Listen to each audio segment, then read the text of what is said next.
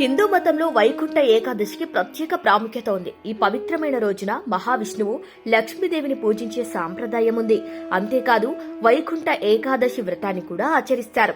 ఈ వ్రతాన్ని ఆచరించడం వల్ల విష్ణులోకంలో స్థానం లభిస్తుందని మత విశ్వాసం. అలాగే వ్యక్తి జనన మరణ చక్రం నుంచి విముక్తిని పొందుతాడు. పురాణ మత గ్రంథాల ప్రకారం వైకుంఠ ఏకాదశి రోజున వైకుంఠ లోక ప్రధాన ద్వారం తెరిచి ఉంటుంది. వేద పంచాంగం ప్రకారం ఈ పండగ సూర్య భగవానుడు ధనస్సు రాశిలో సంచరించే సమయంలో వస్తుంది.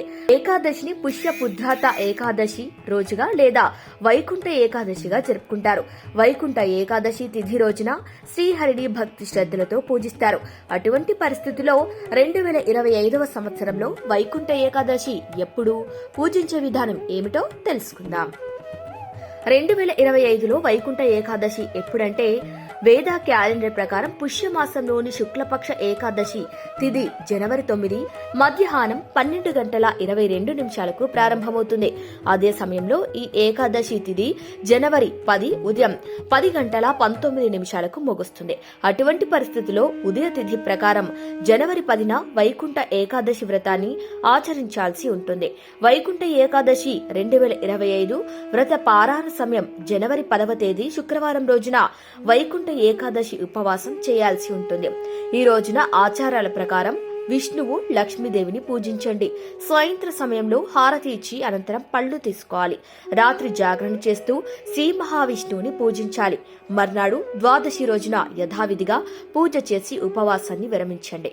ఉపవాసం విరమించిన తర్వాత బ్రాహ్మణులకు దానం చేయాలి.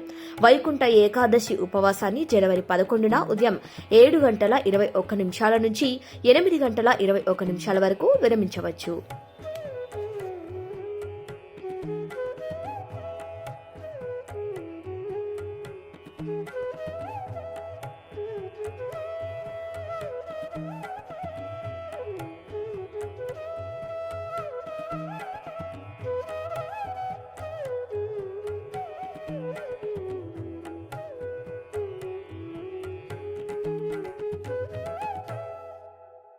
మన తెలంగాణ టీవీ, మన కోసం, మన ఛానల్.